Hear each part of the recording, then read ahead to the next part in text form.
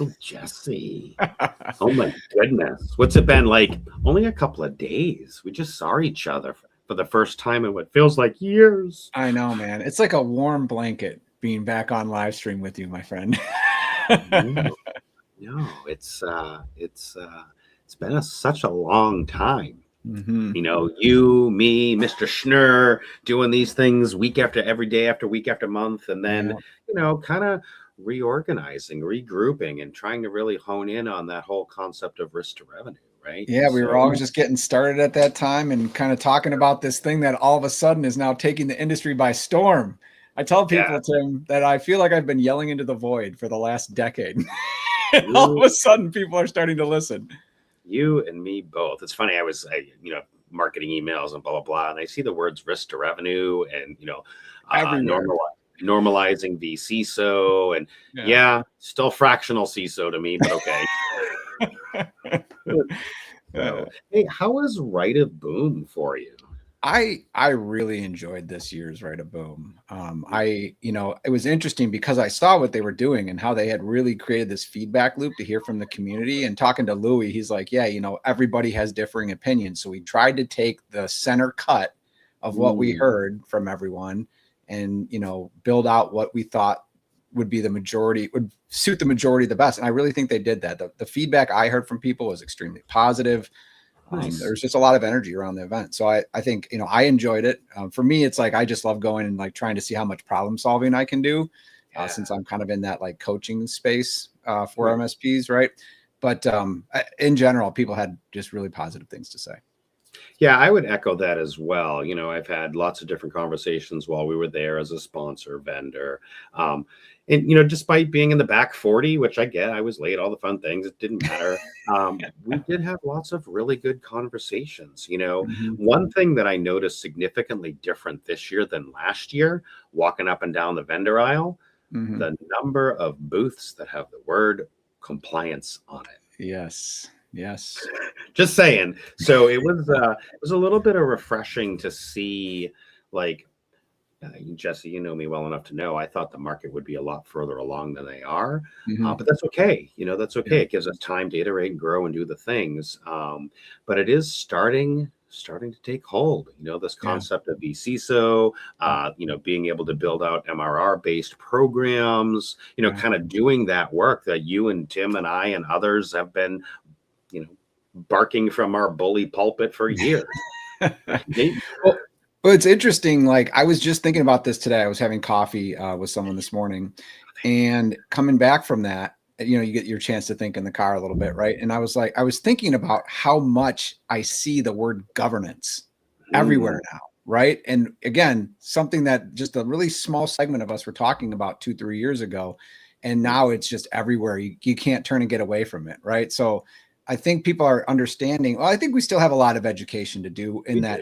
Governance is the top layer. And then underneath that is AI, cybersecurity risk, compliance, right? All these things kind of live under that umbrella. And that's really where the vCISO or the fractional CISO earns their stripes by helping organize all those things. I've come a long way, Jesse. I'm using the word vCISO. Proud of you, man. I know. It's funny because, I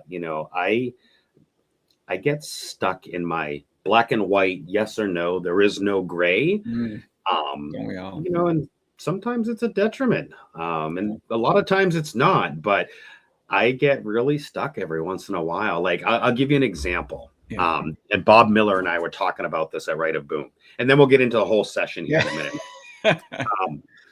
So, we have our Kickstart program. Right of Boom had, certificates, and you could go and take a class and get a certificate and, a certification. And I got stuck on the word certification, right?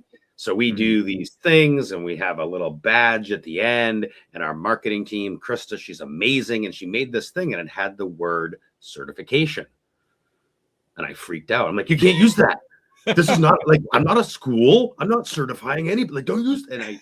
And Bob Miller and I talked through. I probably spent 4 or 5 hours in my own head and then discussing it with our team. And then Bob was like, Tim, knock it out.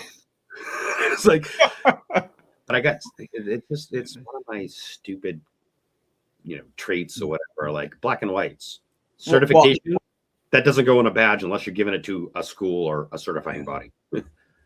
Well, I think this is a good segue into what we want to talk about today. But again, in the power grid community, right, a large majority of the MSPs and vCISOs that we're helping build out their go-to-market stuff are not even calling it vCISO or fractional CISO, right? They're saying my customers don't even know what that means.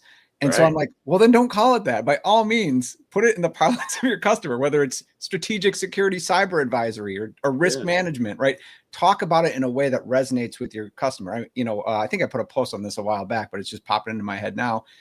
Medical environments, they call it operational models, right? For HIPAA. So call it your cyber operational model, right? Call it the things that your client understands and resonates with. So don't be tied down to any one term. I think that we on this kind of scholastic side argue about that too much. Yeah, and I get in my own head about it too much too. Yeah.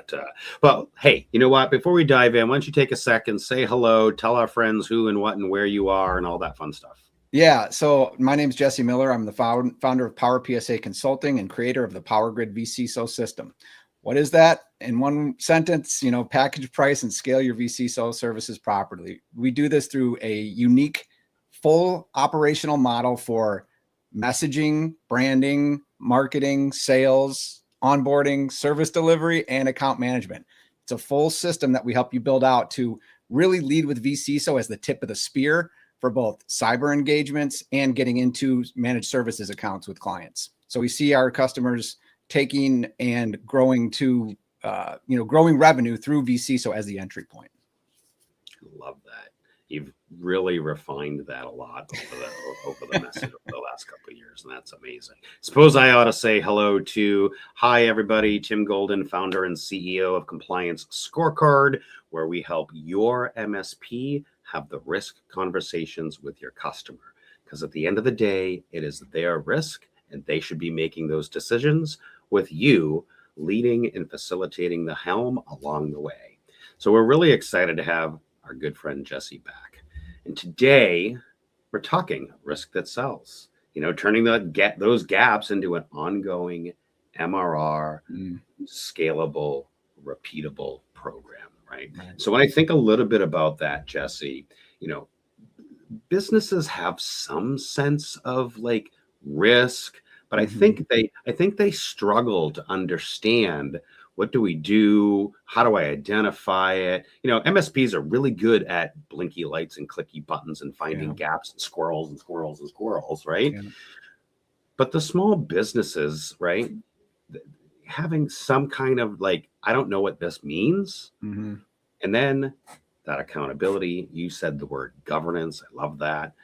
So maybe we can talk a little bit about like, how is risk handled and how is it handled the right way? Yeah. So one thing I wanted to make sure we kind of define, talk about today is what I see as the majority problem with MSPs that we start working with that are maybe having a little bit of success in cyber, but kind of like losing steam. Like, you do this initial risk assessment, you get paid for it, but then the customer says, no, we don't want to do vCISO services, or we don't need that cyber stuff. Like, it sounds great. So we just did this one thing to kind of do it. Right. And I think the problem here is we're focusing on the wrong things. We're saying you need to learn about your risk, right? So let's do the risk assessment. And we don't have this continuum for the narrative of where that fits into why the customer even wanted to do it in the first place. So I think that's where we're kind of falling down. And I think we can expand on that, but that's where I want to start. Yeah, I mean, you, myself, others, us, again, from the bully pulpit preaching, you need to understand their business and talk about the outcomes that affect their business. Yeah. Right. I've been saying this for the last couple of months, right? For decades, MSP and sales gurus were always like, ask your customer what keeps them up at night. Right. That's a fear, right? That's a fraud. That leads right into the whole, and it's like, I love dealing with the psychology of things. You already started them off in a fear-based mindset. What keeps me up? Okay, well, how about we shift that conversation? And instead of the fear, we ask them, dude, why do you get out of bed in the morning? Why do you make the widget that you make? Tell me, did your grandfather build this and now you're taking on it? Why did you do this? Yeah. That part of that stuff Starts on a positive note and gets them talking about their business. Yeah, you're right. I agree. I think that is just, it's lazy. It's a lazy discovery question, and it shows you haven't done your homework, right? And that's when we talk about the continuum. You're like, tell me what keeps you up at night. Well, if you knew your customer and you've done the work to understand what their business and their goals and their pain points are, you would know what keeps them up at night. Better question is, hey, from my seat, when we typically talk to X type of business like you, we see this, this, and this as things that keep them up at night. Which of those do you feel like resonates most? We see that this one has been prominent in most of our clients because of X, Y, Z. Does that resonate, or is there something else, right? That is a much more nuanced and expert-led question that positions you as a strategic advisor in the business. But you only get there when you've done the research to be able to confidently say those things, right? Exactly. Hey, Deborah, how are you? Thanks for joining. Feel free to pop any questions you want along the way. Yeah, we love live questions, so keep those. Yeah, well, because as they say, stump us, right? Because we'll answer them. Ask me anything, whatever. Yeah. But you are correct in the sense of speaking their language and understanding their business. And let's be honest, even 3 years ago or more, we didn't have AI at our fingertips. And as maybe it hallucinates, maybe it whatever, but I can literally drop into GPT, whatever, and be like, tell me the thing that car dealerships deal with the most as an MSP. It'll come back with top 10 things. Yeah. Great. How does that relate to their business? So I'm not talking about FUD and blinky lights. You're in a world now where you have all this power and information. Again, needs to be vetted and all that fun stuff. But I couldn't do that 5 years ago. I had to actually spend time Googling, researching, advertising, walking by their building, to understand who they were. And you should still do that, by the way. We should still do that. I was just talking to an MSP the other day, and he's like, we're having a really hard time getting a seat at the table. And I was like, well, why not bring the table to them? Right? Buy a box of donuts and coffee and show up at 9 a.m. and just hang out. Buy them lunch, take them to dinner. Yeah.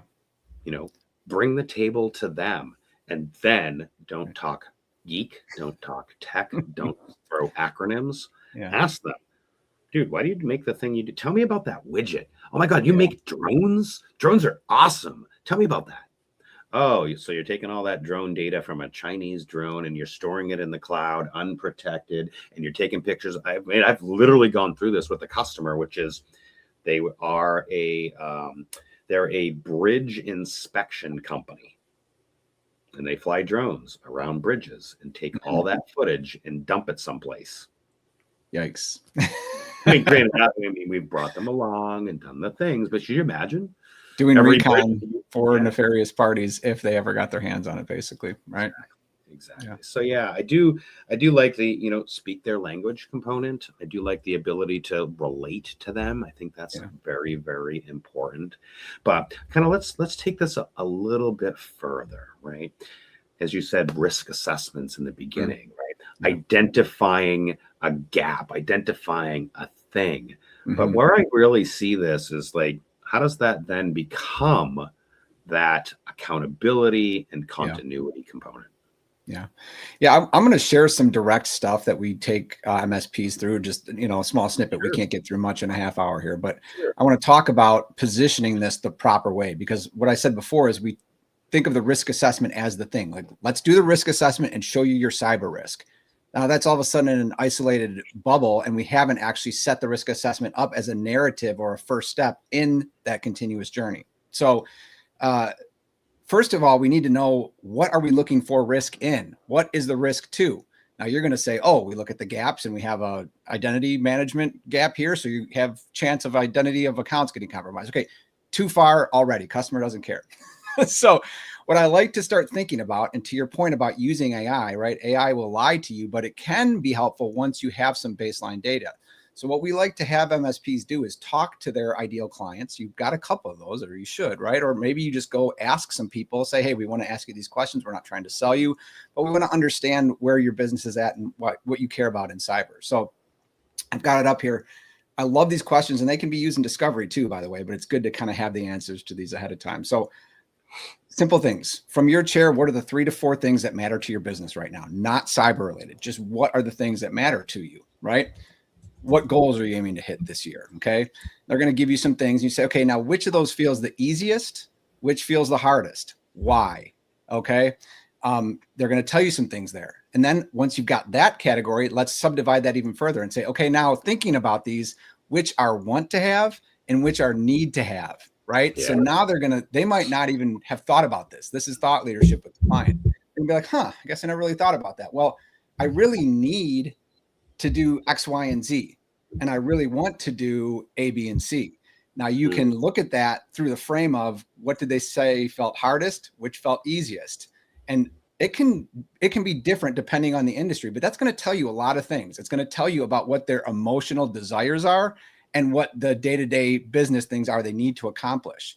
So then when we talk about risk management and a risk assessment, we have a frame to look at. You have this risk that is a risk to the goal, the aspirational goal that you had for growing your business. Okay. Now we have created a narrative. And so then when we, not to give away too much, we're going to talk about this some more, but now when we go to make recommendations, we have context for talking about this big goal for growth that is aspirational that you want to have to get there. These are the big risks to that. Now we need to make sure to account for the need to have. So we're going to have this package here, but if this is the bridge now to your higher level engagements, right? Now, if you want to have this bigger package to get these aspirational goals done and assure the safety of those, this is where we need to go. Now you've created a narrative for MRR with the client, right? I love that. That's awesome. Like being able to bridge the gap, right? Yeah. And it's not, again, IT professionals, us geeks, like we IT really well, right? We clicky button, blinky light really, really well. We, and that's where we thrive. But conversely, a lot of us get into this because we wanted to help people, because we had a skill or an understanding of a thing. We wanted to be able to help people. Now the paradigm is, I'm really good at blinky lights. I just want to help people, but I don't talk human. I don't talk business. And things like this can help bridge that gap. What is it? And where do you want to see yourself in 1 year, 3 year, 5 years? What is the nice to have, must haves? And being able to use that as the narrative, as you were saying, Jesse, to bridge that gap. And that's the thing. It's now you're not going in like you have cyber risk. Well, no, like this is a staged narrative that we have to create with the client. And it's not like some trick. We're just helping educate, because I think, again, we're 2 layers above where they are. We see those connection points. They don't see them. And so if they don't, that's your job as the vCISO or the fractional CISO, is being the cyber risk translator for the business, right? So you're basically giving them clarity on a risk knob and saying, you have these goals. Here's the potential outcomes. Where do you want your risk to be? What's your tolerance in your budget? Where do you feel comfortable? Great. Now we're going to support you no matter where you end up on that dial, but now you have clarity on kind of what the outcomes could be, right? And there's extremes on either edge of that spectrum. I've told these stories before. I don't want to get into it, but areas where they say, nope, we don't want to do anything. And you're like, great. Now you have these potential outcomes. They get those outcomes, ransomware, and they're like, okay, well, we chose that, so we have to pay for it, right? Yeah, I talk a lot about that, in our MSPs, when we're building out a risk program with, like, you've heard me scream this for years. MSPs own all the risk. And until you start to have those conversations, move that down the chain to the customer where it belongs, you'll be dragged into lawsuits, dragged into this, on the hook, all the things, right? So being able to identify those, speak to those in terms your client can understand in their language and their vernacular, and shift it, because otherwise you own it. And that's the govern component we talked about 5 minutes ago, right? Yeah, that's it, right? There's a couple members in our community who are really just knocking this out of the park right now. And they like, it's interesting to see how when the clients like get that aha moment of like, this is the glue that ties IT compliance and cyber all together, the governance layer that the vCISO is bringing. It's like, holy crap, how do we live without this? It's like the cell phone or the LLM today, right? Like, what did we even do before this happened, before we had clarity on our governance of our organization? What's really interesting, I still run the peer group. We do that every Thursday. And, we sat for a couple of months trying to define what is compliance as a service.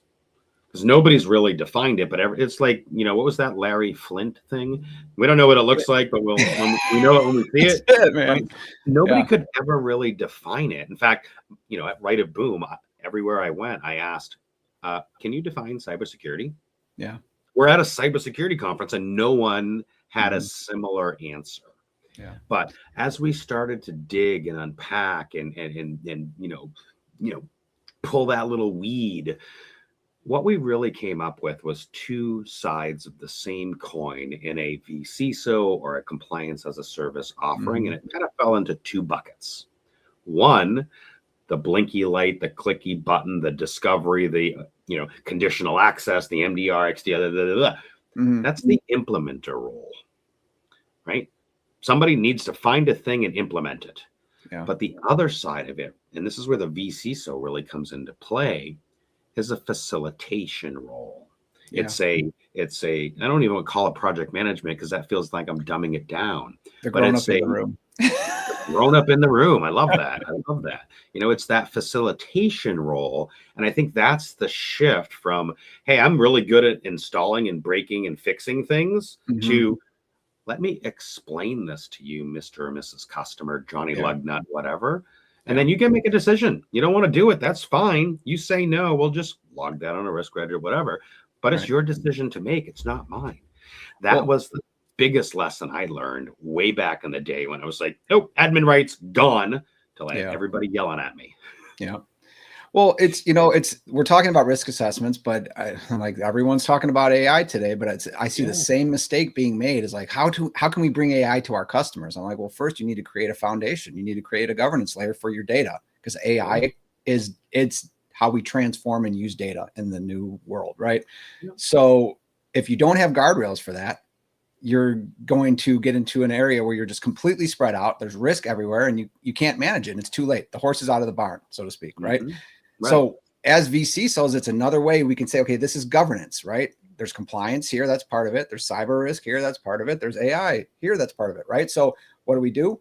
We can now put in data governance program, create landing zones for the data, the types of data. We understand where the data is. So when the organization says, hey, we want to try this new data tool or this new AI tool, or we have this idea. Yeah. Plug it in here, here, and here, and off you go. Very easy. We're facilitating the business, right? Again, that's another narrative to tell with the risk assessment. Hey, by the way, what's the finding in one of the risk assessments? You don't have an AI governance program. Oh, you want to use AI to transform your business, like to do advanced maintenance on your fleet for shipping companies or something like that? Right. Well, then this has got to be done first. That's the narrative that transforms into MRR. Yeah, and exactly. So, AI isn't going anywhere. We know a lot of MSPs struggle to operationalize and more so monetize it. I want to level set though, because I want to make sure, we talk this word governance, and I don't know if a lot of people understand what it means operationally, right? So my good friend Joe at Lion Guard stumped me a couple of years ago, and it's like, Tim, what the hell is governance? And I'm like, well, it's the category in NIST that they just added. Larry Flint, I know what it is when I see it. So he stumped me, and I spent some time digging into the etymology of the word and the history and where it came from and all of those things. And to govern or governance, it's literally steering the ship. And so how do we apply that to a business, right? It comes from that word of governing the boat through the rocky waters in the channels, governing the boat. Well, it's the same thing in the business. Right. Our job as an MSP is to facilitate and help steer our client away or around risks, depending on their tolerance and all their other things. We're steering them. And how do we do that operationally? Very easy. 4 parts. First, you need to align to something, a framework, a standard, a thing, a playbook, whatever. You need to do an assessment, as you were saying, alignment. That next component, which is now my 2026 goal, is the authorization component. Bring your customer in and let them make decisions and authorize or not authorize stuff. You facilitate it, you organize it, you explain it, but they get to say yes or no. Yeah. And then next, adoption, what good's this or that or the other thing if the end users aren't trained, don't have buy-in, and don't adopt this as a corporate culture. And lastly, regularly assessing, because it's not shelfware, it's ongoing. Yeah. And just that easy. No. It's just that easy. So we got a question here. The landscape of AI has impacted security gaps and evolution. Staying ahead requires continuous assessment protocols, leveraging advanced tools, protects sensitive systems and data. Great thing there, Deborah. You have any comments on that, Jesse? No, I think that's right. And I would just say, like, this all starts from where do we need to go as the business, right? And so again, we have to understand, like I always tell people, a great exercise is to use an OKR structure for the way you build out your vCISO program. So people that aren't familiar with that acronym, objectives and key results, right? It's a goal setting framework that's used by many companies, both in the MSP world, SaaS industry, things like that. So it's just another, but basically we say we have these governing objectives, and then we design key results that help us move towards those objectives. And so really that's what we're doing. If you don't know OKRs, there's a couple good books on the subject, right? You can go read. I think Measure What Matters is like the famous one, right? So go read that, right? But then you understand how to actually use that to create business-oriented objectives and then key results for your vCISO programs for your clients. So I think it's a great way, like Tim, what you just talked about, right? That all fits in to how you build those key results for the objectives. Exactly. And speaking of OKRs, since we have a bunch of MSPs listening, at our MSP, we used to use a platform called 15.5 that helps you build all of that. Yeah. OKRs, KPIs, review all because, we all love tools. Here's another tool. Go look at 15.5 if you're interested in OKRs and how to operationalize that at scale. Sorry, I should be paid by them. Yeah, I was about to say, you got an affiliate link or something? I don't. Yeah, I don't. But we used to use that. OKRs are a great way, KPIs, whatever. Measure what matters and then hold people accountable and walk along the way. It's something that I've learned a lot over the years of like accountability and measurement and that kind of stuff. So speaking of measurement, Jesse, we talked a lot about assessments and accountability and risk, seats at the table, but how do we even find customers? Yeah. So, how do we find customers? We start with our current clients. So, I'm hoping we have a little, I know we're running out of time here, but I know, there's a workshop I did for one of the compliance scorecard groups a while back. I've done it for a few other, Empath, is one. I think I've done it for, Feel Good MSP, a couple other different, of partners that I have in the space. But it's basically about like segmenting your current client base and finding opportunities for vCISO and cyber in them. And so, speaking of blinky lights, I did this for the compliance scorecard user group, and Tim was like, holy cow, I'm going to build a little vibe code app out of this. So he's done that, and it's really turned into something cool. So I don't know, Tim, if we want to show it or we want to at least tell people where to go to check it out. But there's basically the question I always get from people when I talk about like that want to have, that need to have, building like kind of this ideal client profile is like, well, how do I get started? Well, look at your current clients, right? And so Tim has taken some of that methodology and put it into this tool where you can put all your current clients into it, and it will help you identify both monetary opportunities, but also start to see the best type of clients that you have, so you can create that profile, maybe go interview some of them using the power grid techniques, right? And then build that ICP to start going out and pursuing that business and building those narratives that we talked about. So and again, I want to thank Jesse for this. We've done this in tandem together to be able to build out a free tool, right? That I've kind of throw some steroids on, because you know me, Jesse, if it's got rows and columns, it goes in a database and I build a web front end. And so the rate that you built this is wild. Let's just put it that way. I built it in a weekend. But, being able to use something to help you find that low-hanging fruit at scale, right?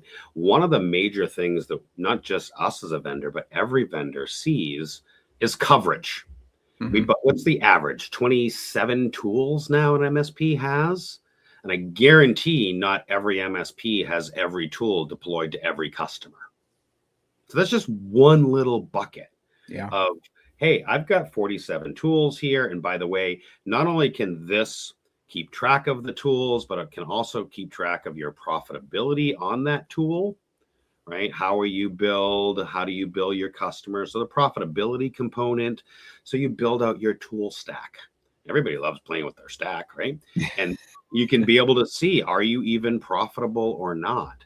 Then, as we talk about categorical stuff in risk, in cyber, in compliance, like, are you doing assessments? Do you have MDR? Do you have security?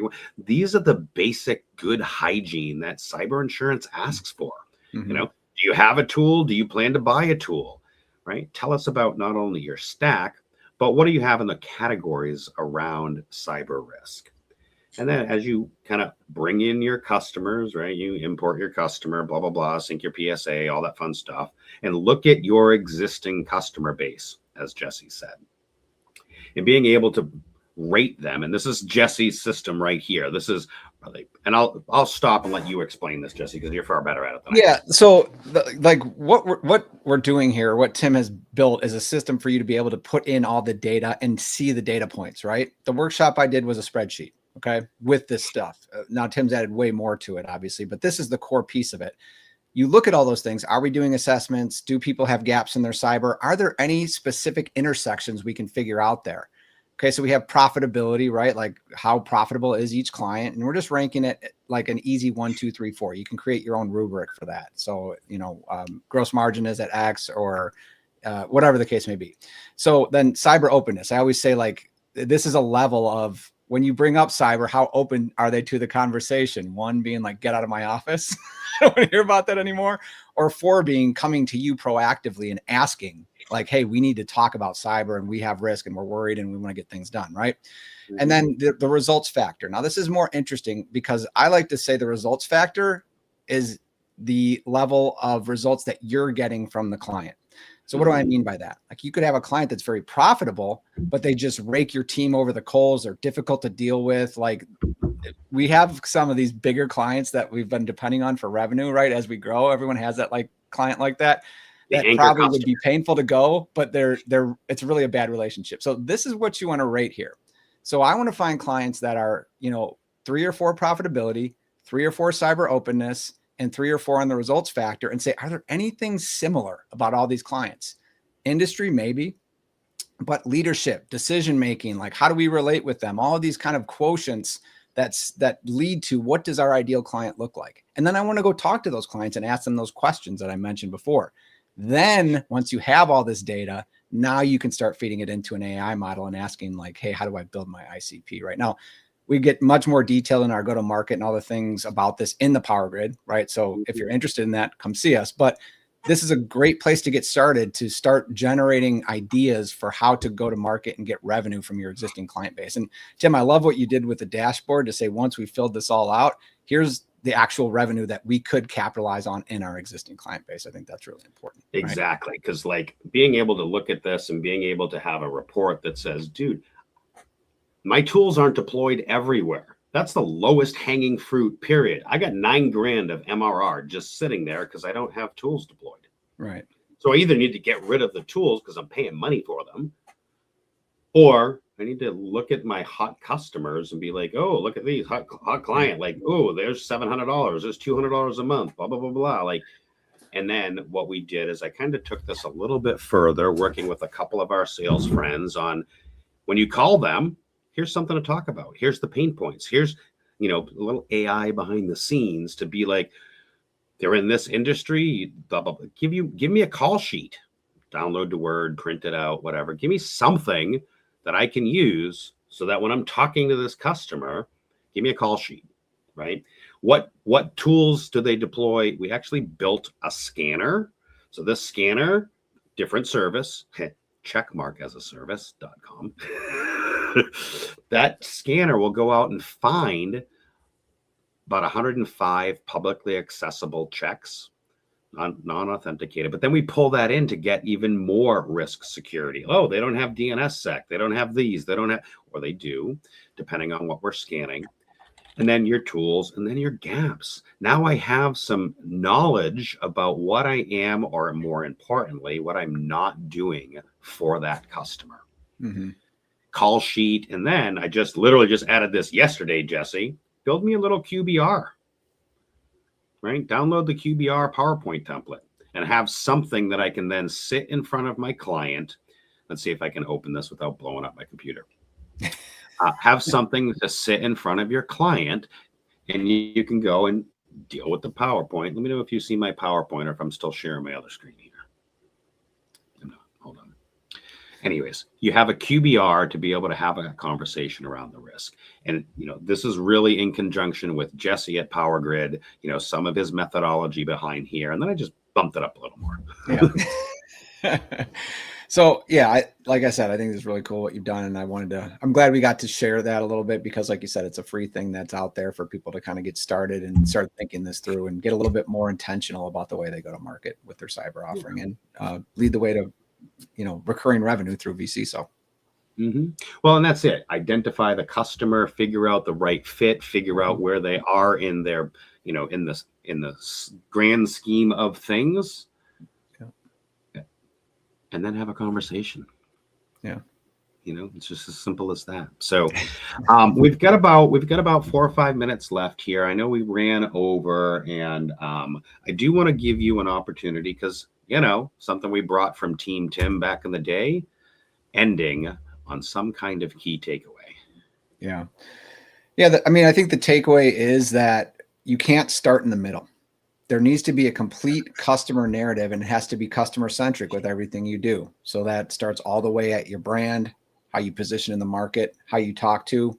Don't get lazy with your discovery questions, and then actually create services that meet those points. So I think it's a full continuum. Don't start in the middle. Don't cherry pick just because because we understand, but the client doesn't.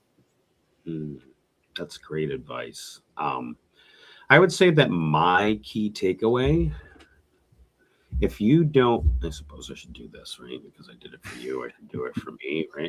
I would say that my key takeaway is